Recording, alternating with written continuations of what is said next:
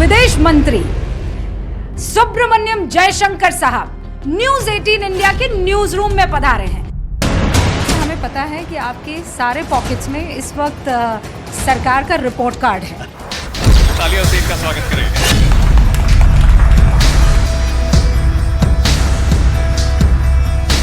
बहुत बहुत स्वागत करते हैं। हमें पता है कि आपके सारे पॉकेट्स में इस वक्त सरकार का रिपोर्ट कार्ड है और उसी रिपोर्ट कार्ड के साथ हम आपको न्यूज़ रूम में लेकर चलेंगे।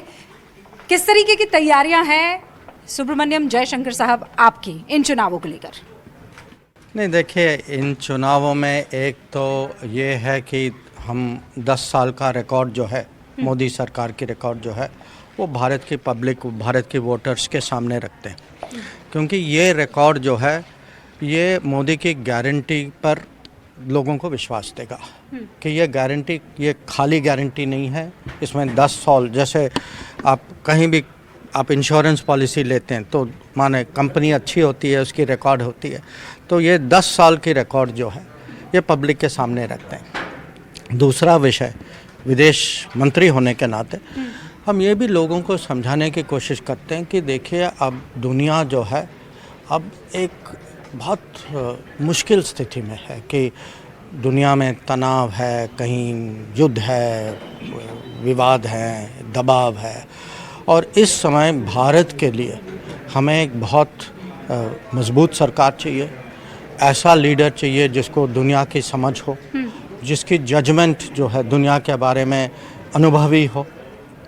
तो मुझे लगता है, क्योंकि मेरा खुद मैं इस चुनाव के दौरान मैं करीब 6-7 स्टेट जा चुका हूँ। अच्छा। और सब राज्यों में मुझे ये दिखाई देता है कि विदेश नीति पे पब्लिक को काफ़ी जिज्ञासा है। मैं विदेश नीति पर आपसे बात करूंगी, लेकिन आपने कहा कि एक मजबूत देश चलाने के लिए मजबूत सरकार की ज़रूरत होती है, एक मजबूत चैनल चलाने के लिए एक मजबूत न्यूज़ रूम की ज़रूरत होती है, और न्यूज़ रूम में तमाम लोग जो हैं जोरदार तालियों के साथ स्वागत करें। This is our strong news room, और इस न्यूज़ रूम को चलाने वाले सरदार न्यूज़ 18 इंडिया के एडिटर ज्योति कमाल, जिन्हें हम मोहब्बत में जेके कहते हैं, आपके सामने है। JK, thank you so much Rubika. News 18 के सहयोगियों, भारत के विदेश मंत्री जयशंकर जी, तालियों से इनका स्वागत करें। जयशंकर जी, एक चीज़ आपको मैं ज़रूर पूछना चाहूँगा कि जितनी भी इंडिया से इन्फॉर्मेशन आती है वो सारी इसी न्यूज़ फ्लोर पे आती है, न्यूज़ 18 इंडिया के पास। उसी इन्फॉर्मेशन को फिर हम कोशिश करते हैं कि किसी तरीके से उसको समझें, समझाएं और उसमें से कोई सेंस निकालें, लोगों को समझा सकें। आपके पास तो पूरी दुनिया से इन्फॉर्मेशन आती है, कहीं चाइना से इन्फॉर्मेशन आ रही है, कहीं हमारी एम्बेसी से इन्फॉर्मेशन आ रही है, साउथ अफ्रीका से आ रही है, ईरान से आ रही हैं, इसराइल से आ रही हैं, यूएसए से आ रही हैं। इस इतने ह्यूज इन्फॉर्मेशन फ्लो को जो आपके पास आता है, आप कैसे मैनेज करते हैं इसको? नहीं, अच्छा सवाल है, क्योंकि देखिए, इसके लिए एक किस्म से मैं कहूँगा हमारा जो न्यूज़ रूम जो है वो मंत्रालय है, और मंत्रालय में भी जो मैं कहूँगा डिवीज़न के हेड जो हैं, जो अलग अलग बड़े देश देखते हैं या कोई क्षेत्र देखते हैं, पर जब कोई क्राइसिस हो जाता है तो फिर आप कहेंगे न्यूज़ रूम आपका और हाई स्पीड में चलना चाहिए। तो उसके लिए हम एक किस्म से एक सिचुएशन रूम बनाते हैं, एक कंट्रोल रूम बनाते हैं। तो जब भी अब हाल ही में इजराइल में जब ये गजा की जब ये लड़ाई हुई ना शुरू, तो तुरंत हमारे यहाँ SOP है कि कहीं भी कुछ हो जाए, लगता है कि हम इसका कुछ हमारे लिए इसमें हमारे हित हैं और हमें इसमें कुछ जल्दीबाजी कुछ करना चाहिए हमें, तो तुरंत वो सिचुएशन रूम और वो कंट्रोल रूम की प्रक्रिया जो है वो खड़ी हो जाती है, वो शुरू हो जाती है। तो वो फिर एक हमारे लिए एक नर्व सेंटर बन जाता है। सर, हमारी बातचीत का हम सिलसिला आपसे जारी रखेंगे। हमारे साथ हमारे एक और वरिष्ठ सहयोगी हैं, इनपुट पूरा हेड करते हैं, अमिताभ सिन्हा जी। अमिताभ, आप सवाल करना चाहेंगे? जयशंकर सर, आप तो हर सवाल का जवाब दे रहे हैं, ईरान हो, इराक हो, हर सवाल पर हर कोई सवाल पूछेगा, लेकिन 2 छोटे सवाल बताइए। आप JNU से हैं। हाँ, बिल्कुल। हर यंग युवा का सपना होता है मैं IAS बनूं। हाँ। क्या आपकी पहली प्रायोरिटी IAS थी या IFS था? नहीं, मेरा IFS था, क्योंकि मैं मेरे दोनों ऑप्शन थे। मैंने रैंकिंग था कि मैं दोनों ऑप्शन, दोनों विकल्प में मेरा चॉइस था, पर मेरा चॉइस फॉरेन सर्विस, विदेश सर्विस आगे था। और इसका कारण भी था क्योंकि मैं JNU में इंटरनेशनल स्टडीज़ में मेरी डिग्री जो है इंटरनेशनल स्टडीज़ की थी। शुरू से मुझे रुचि थी कि दुनिया में क्या हो रहा है, तो वो झुकाव था फॉरेन सर्विस। बच्चों में बड़े पॉपुलर हैं आपके वन लाइनर्स। युवा है आज का जो टीनेजर है, देश में हो विदेश में हो, भारतीय हर कोई चाहता है जयशंकर सर पे क्लिक करें। ये हम लोगों ने सुब्रमण्यम सर को भी कवर किया हुआ, ऐसा 90s में काफ़ी उनके साथ भी मैंने बाइट लिए उनके भी, बड़े गंभीर थे, मतलब उनको मुस्कुराते देखना भी बड़ा एक होता था। और घर में करते थे। तो ये एकदम आप एकदम अबाउट टर्न एकदम। नहीं देखिए, हर आदमी की अपनी माने क्या कहें अब, जेन जी के लिए आप अप्रोचेबल हैं, they like to see you. आपके बहुत सारे, आप भी जानते हैं, बड़े फेमस होते हैं आप, जो वन लाइनर्स आपके होते हैं, आपकी आंखों में से लाल ऐसे तरंगें निकल रही होती हैं और फिर पीछे ऐसे सुपर हीरो वाला म्यूजिक चल रहा होता है। ये उनको ऐसा लगता है आप आइडेंटिफाई करते हैं खुद को। हाँ, वो आइडेंटिफाई करते हैं। देखिए मैं कहूँगा एक लेवल पे तो मुझे खुद कभी कभी आश्चर्य होता है कि ये माने आपकी छवि ऐसे कैसे बनी। हाँ हाँ, पर ये भी है। अच्छा, दैट वाज नॉट डेलिबरेट, मतलब ये डेलिबरेट नहीं था। ये भाई अब क्या करें, सबकी अपनी पर्सनालिटी होती है, तो कभी इसका खुद हमें पता नहीं लगता कि इम्पैक्ट दूसरे लोग कैसे देखते हैं आपको। पर ये भी है कि आज ज़माना भी ऐसा है कि हम जिस समय से हम गुज़र रहे हैं कि कहीं कुछ लोग दबाव डालने की कोशिश करते हैं, हमें ऐसे सिचुएशन में डाल देते हैं कि अगर हम देश को हम अपनी बात थोड़े मैं कहूँगा सख्त लहजे में ना कहें। हाँ, सर एक और चीज भी है ना कि आपकी जो बॉडी लैंग्वेज है उससे भी बहुत कुछ जज करते हैं लोग, क्योंकि आपके चेहरे पर हमेशा एक मुस्कुराहट की लकीर जो है वो खिंची रहती है। तो कितनी भी टेंशन हो, कितना भी क्राइसिस हो, वो आपकी मुस्कुराहट उसका एक जवाब होती है। भाई मैं रिलैक्स आदमी हूँ। अब मोदी जी हैं, हाँ, अब मोदी जी हैं तो मुझे पता है कि देश जो है, और देखिए एक किस्म से मैं लोगों को कहता हूँ और कि विदेश मंत्री होना ये बहुत गर्व का विषय है, मैं बिल्कुल ये मानता हूँ। और पर मोदी जी का विदेश मंत्री होना, इसमें एक स्पेशल वैल्यू है, क्योंकि वो जो हैं आपको विज़न, टारगेट माने रास्ता भी देते हैं, पर आपको स्पेस भी देते हैं। तो कोई टेंशन नहीं होती कि जहाँ जब जाते हैं मुझे पता है कि मेरा मिशन क्या है, मुझे क्या करना है, वहाँ कैसे हैंडल करना। और मुझे वेरी गुड लिसनर आल्सो, बहुत अच्छे से not only very good listener, he is also very good delegator. कि आपको माने यू हैव अ जॉब कि आपको ये दिया जाता है कि भाई आप जाकर संभाल लो, सुलझ लो, कुछ कर लो, या तो देन यू हैव तो your own system starts working. लेकिन विपक्ष तो ये आरोप लगाता है कि दो ही लोग काम करते हैं, एक अमित शाह और एक मोदी, वो जो अरे दोनों, चाहते हैं। हाँ, नहीं, और बाकी जो है सिर्फ बैठते हैं, मतलब उनको कह दिया जाता है ये काम करने के लिए और कर देते हैं। ये आप एक मंत्री हैं, आप बता पाएंगे सच्चाई क्या है इसमें? नहीं देखिए ऐसा है, लोग कहते होंगे, पर मैं आपको एक उदाहरण देता हूँ।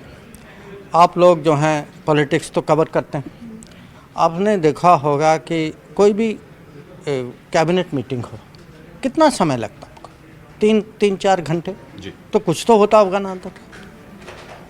फिर या कोई क्राइसिस हो, आप देखते हैं कि भाई जो मंत्री हैं वो भी आ जाते हैं, जो सचिव हैं वो भी होते हैं, बाकी लोग NSA होते हैं या प्रिंसिपल सेक्रेटरी। तो मोदी जी जो हैं उनके चलाने का तरीका जो है, उनका एक सिस्टम है, और वो सिस्टम है कि वो सबकी सलाह लेते हैं।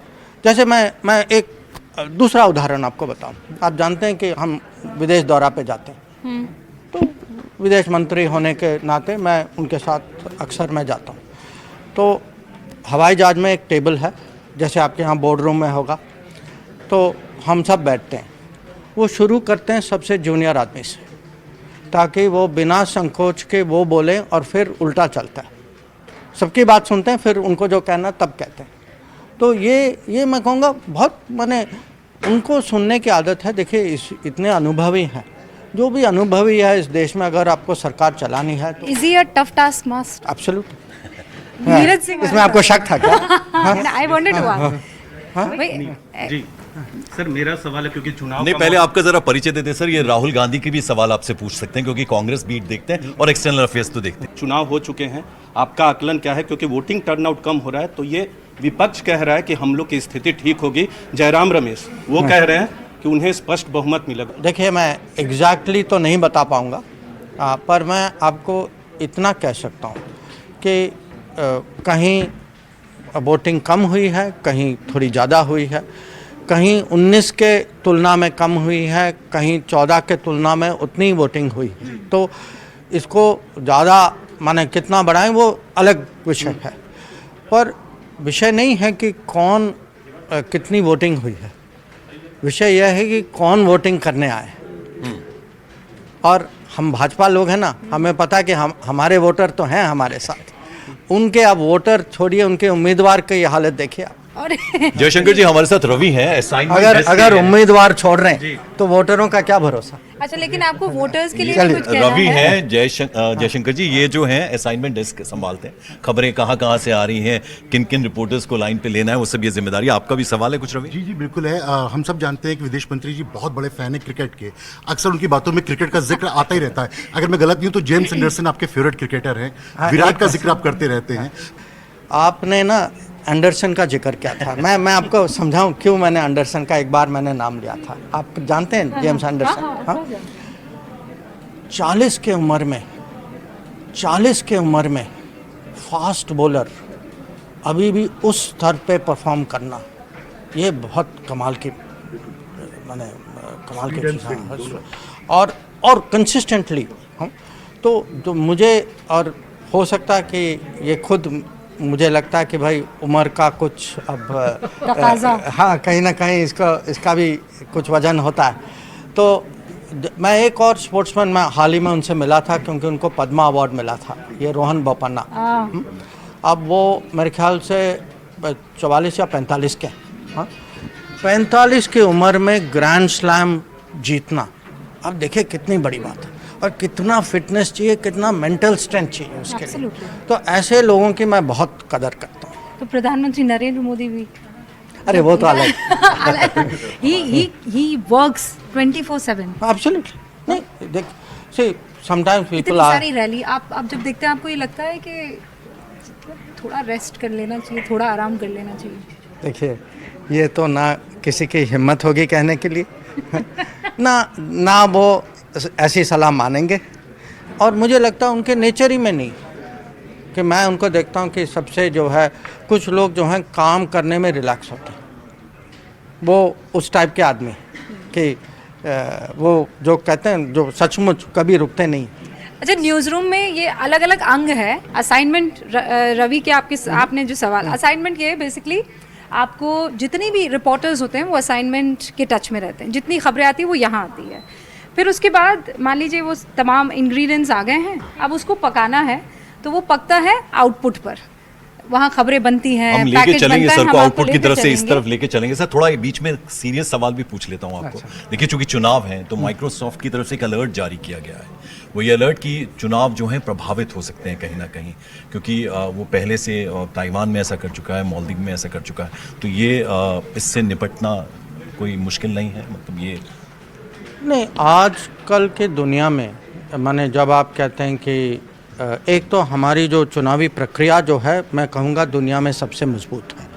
कि कभी कभी दुनिया हमको ज्ञान देती है चुनाव के बारे में, पर अगर हम भारत की सिचुएशन देखें कि हमारी वोटिंग मशीन, हमारी इलेक्शन कमीशन, हमारे पूरे प्रोटोकॉल जो हैं कि चुनाव में क्या होता है, मैं कहता हूँ कि दुनिया में किसी और ने इतने बारीकी में इलेक्टोरल सिस्टम बनाया नहीं।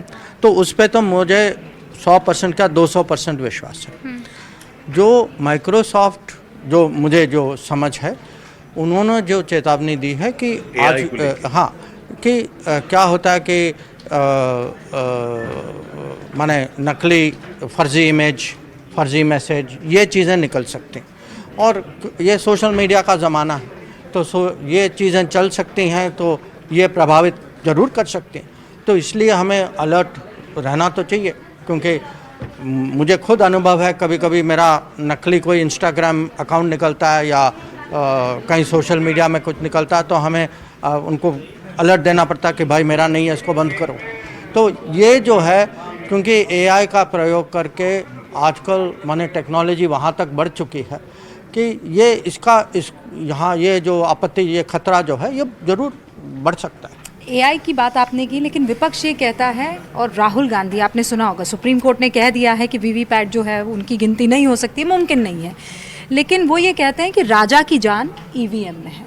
EVM is a machine that could be tempered with. देखिए, इसका कोई सबूत नहीं है, इसका कोई सबूत नहीं है। आप बताइए, दिस इज़ समथिंग जो जिनको लगता है कि वो सफल नहीं होंगे, वो कहते हैं कि पेपर में कुछ नुक्स है।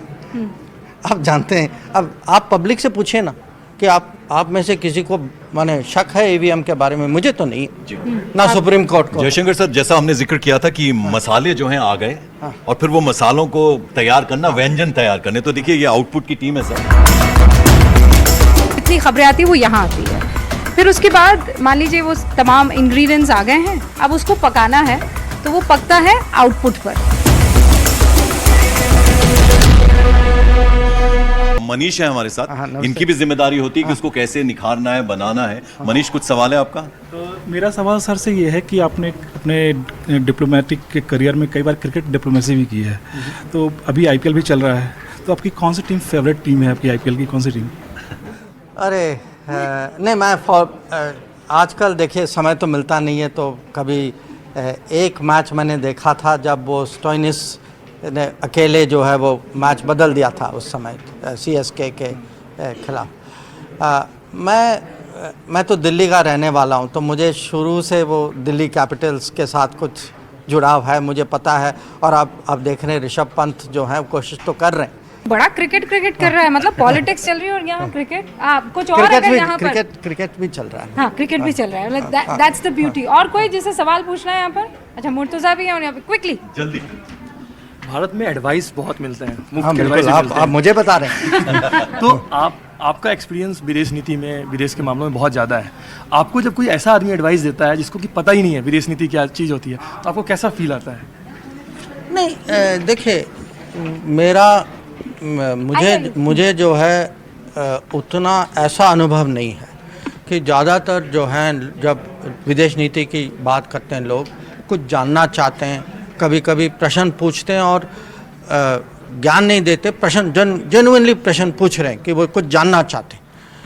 जो मुझे एडवाइस जो मिलता है ज़्यादा वो बाहर से मिलता है। जयशंकर सर, और कुछ लोग हैं, लेकिन एक सवाल और मैं आपसे जानना चाह रहा था। देखिए, आप चूंकि फॉरेन सेक्रेटरी रह चुके, उससे पहले एम्बेसडर रह चुके हैं, अब आप विदेश मंत्री हैं, विदेश जाने का सिलसिला आपका लगातार रहता है। भारत को लेकर अब किस तरह की सोच आप देखते हैं विदेशों के परिप्रेक्ष्य में, अगर हम बात करें तो? मुझे लगता है कि पिछले 10 साल में भारत के बारे में दुनिया की सोच काफ़ी बदल चुकी है। उसके मुख्य कारण ये हैं, एक तो जिस तरीके से हमने कोविड को हैंडल किया।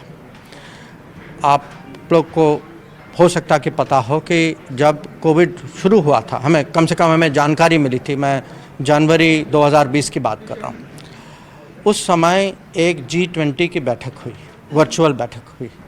तो हमारे यहाँ से मोदी जी ने अटेंड किया, मैं उनके साथ बैठा था।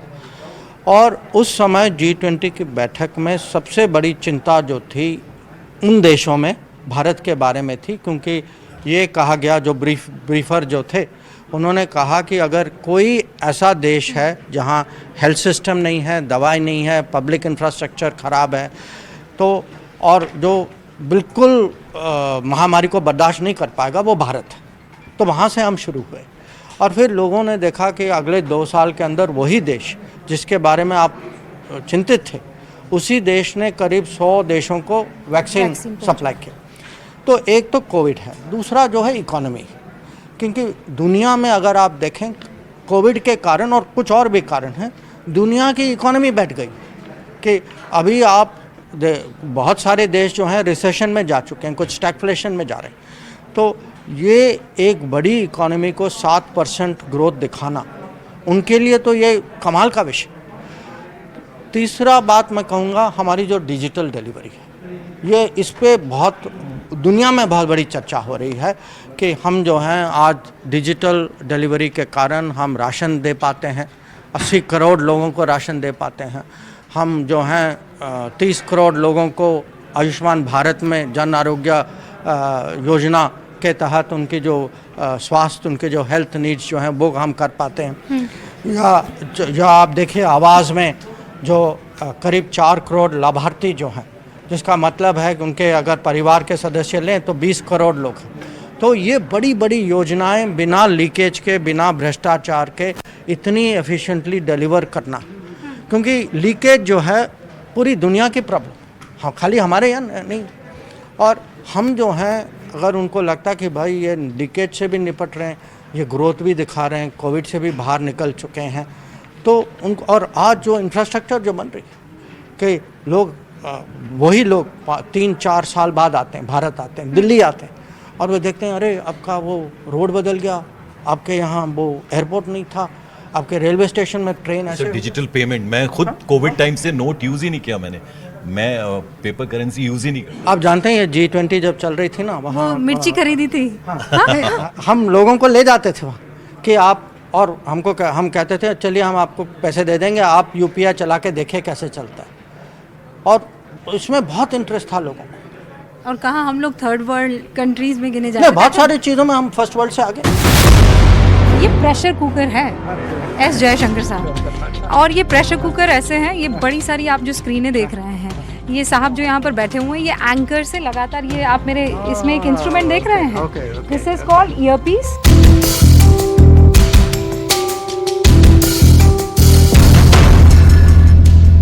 तो विदेश नीति मैनिफेस्टो में भारतीय जनता पार्टी के बड़ा उसका जोर शोर से उसमें पॉइंटर्स हैं। मैं ये समझना चाह रही हूँ कि विदेश नीति मैनिफेस्टो में जब आप डालते हैं तो उसके माने क्या है और क्यों आज की तारीख में इतनी इम्पोर्टेंट हो जाती है? इसके अलग अलग कारण हैं। एक तो ये है कि ये ग्लोबलाइजेशन की दुनिया है, और जो दुनिया में कुछ भी हो वो हर देश को प्रभावित करती है, हर नागरिक का उस पर असर होता है। तो जो पहले जो हम सोचते थे ना विदेश नीति के बारे में कि भाई वो दूर में कहीं कुछ हो रहा है तो हम क्यों परवाह करें, वो अब ज़माना ख़त्म। अब जो है कुछ भी होता है, गाज़ा में कुछ होता है, रेड सी में कुछ होता है, यूक्रेन में कुछ होता है, इमीडिएटली उसका इम्पैक्ट जो है, जब अब यूक्रेन में लड़ाई होती है आपकी पेट्रोल की कीमत बढ़ सकती है, ब्लैक सी में कुछ होता है तो आपकी अनाज की कीमत बढ़ सकती है, ये रेड सी में ये हूतियों ने कुछ हमला किया तो पूरा व्यापार जो है वहाँ बिगड़ गया, अब आपके शिपिंग रेट्स बढ़ गए। तो एक तो है कि सबके ज़िंदगी में ना कहीं ना डायरेक्ट इम्पैक्ट होता है इसका। हाँ, दूसरा विषय ये है कि आज की युवा पीढ़ी खासकर जो है उनको लगता है कि अब भारत, हम आबादी में नंबर 1 है, इकोनॉमी में नंबर 5 हैं, 3 बनेंगे, और हम एक किस्म से जो कहते हैं सिविलाइजेशनल पावर है। तो हमें जो है अब दुनिया के सामने हमारी विरासत, हमारी संस्कृति, हमारी जो पहचान जो है दुनिया के सामने रखनी चाहिए। ये देश के लिए गर्व का विषय है। तो मैं दोनों कारण दूंगा कि वहाँ भी हमें इम्पैक्ट करना है, उनका इम्पैक्ट हमारे ऊपर भी जी।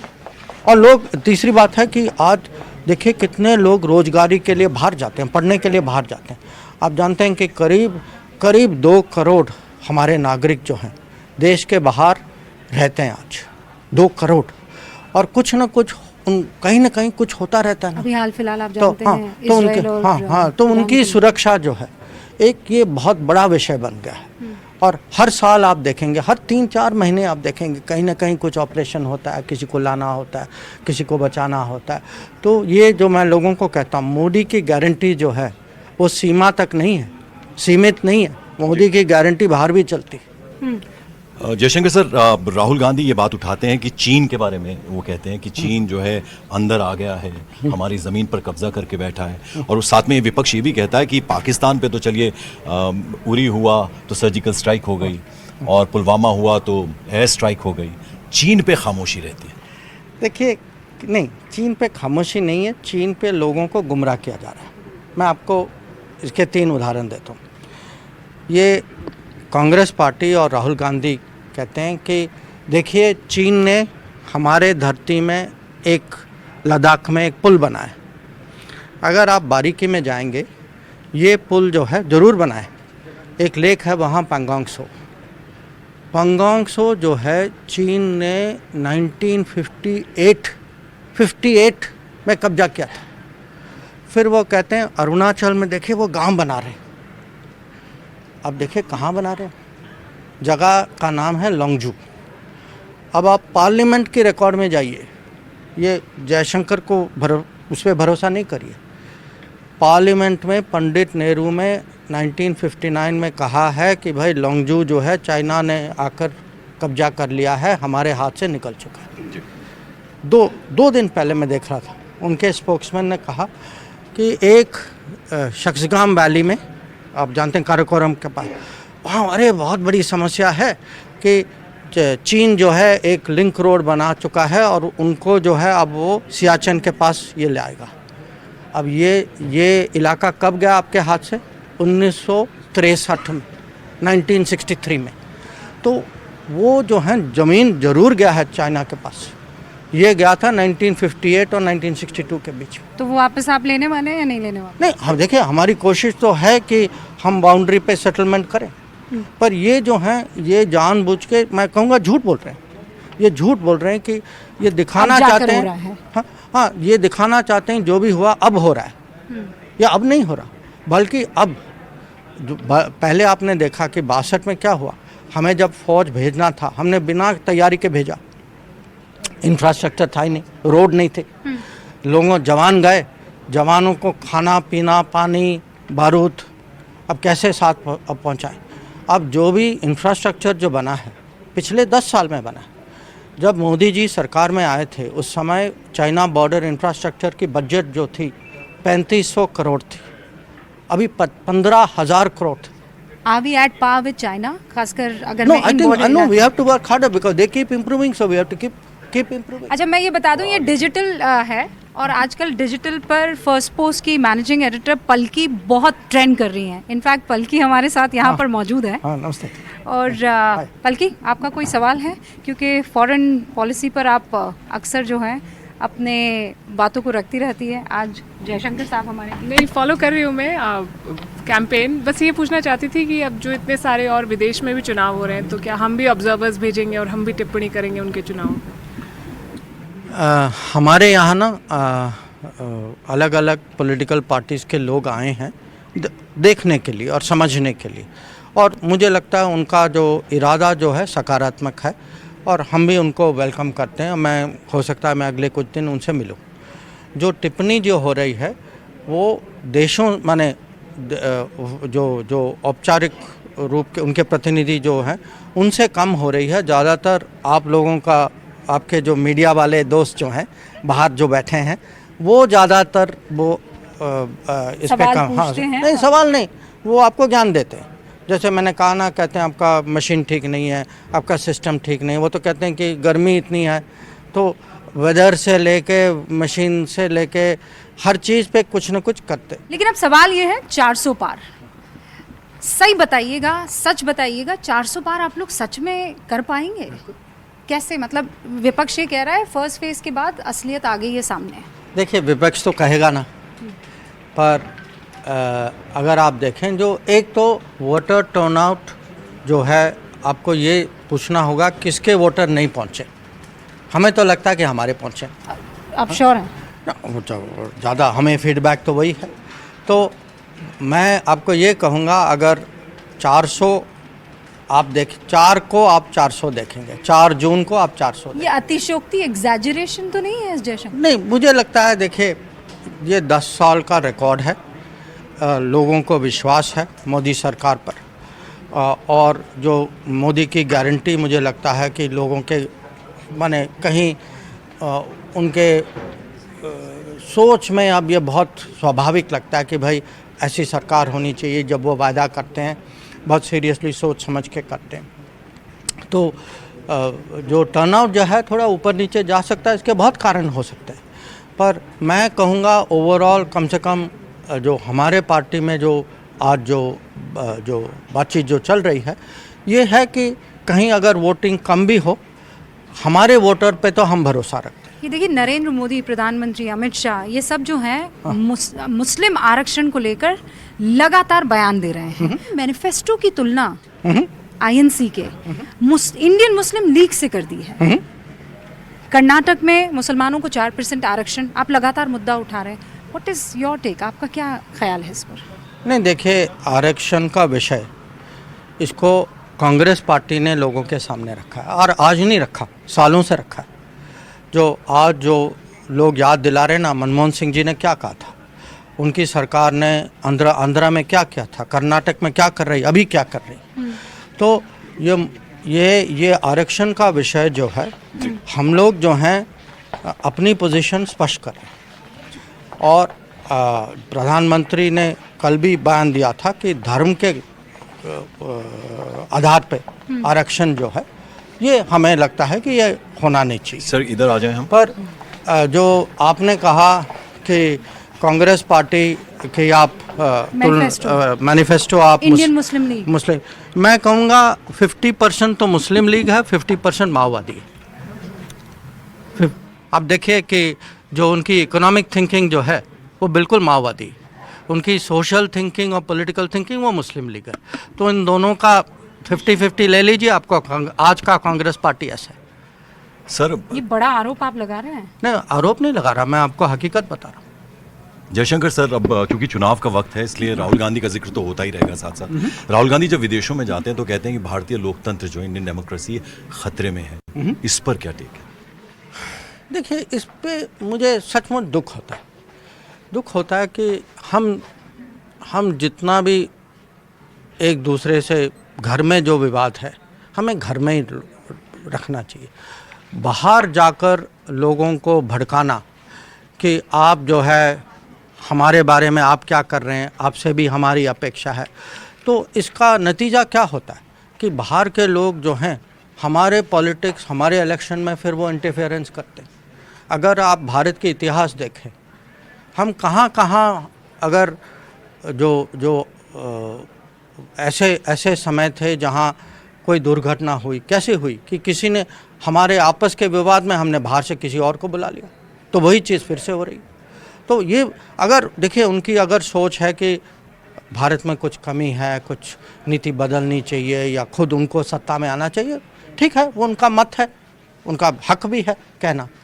पर जब मैं देखता हूँ कि कोई भी नेता देश के बाहर जाए, देश की बुराई करें और ऐसे आरोप लगाएं जो खाली सरकार के खिलाफ नहीं है, पूरे देश या हमारे एक सिस्टम के खिलाफ, अगर ऐसी चीज़ें करें कि वो वोटिंग सिस्टम के खिलाफ कुछ कहें या हमारी फ़ौज के बारे में कुछ ऐसी टिप्पणी दें, तो ये मुझे लगता है कि देखिए, ये देश के हित में नहीं है। और मैं तो ऐसी चीज़ें, मुझे तो लगता है कि ये कभी होना नहीं चाहिए। आप ये कह रहे हैं कि देश के हित में नहीं है। हम लोग कंक्लूड करें उससे पहले मैं चाहती हूँ मेरे वरिष्ठ सहयोगी यहाँ पर मौजूद हैं, वो भी आपसे कुछ सवाल पूछ ले। लेकिन यूके के एक अखबार ने अभी कहा है, केजरीवाल की गिरफ्तारी हो या फिर दूसरे 10 मुद्दे हो, उस पर टिप्पणियाँ ये आ रही हैं और दूसरों के घरों में जाकर हम किलिंग करवा रहे हैं। ये बाहर के ऑब्जर्वेशन है, जिसका मुद्दा विपक्ष उठा के कहता है कि देखिए ये सच्चाई है। देखिए, ये आपने 2 उदाहरण दिए, मैं दोनों का उत्तर देता हूँ आपको। केजरीवाल का विषय, हाँ, ये वो शराब वाला विषय है ना, घोटाला शराब वाला। हाँ। जो है, अब ये बताइए मुझे, कानून होता है, चुनाव होते हैं। अब मुझे बताइए, बाकी देशों में चुनाव के कारण कानून रुकता है क्या? अगर रुकता है तो आप हमें दिखाएं।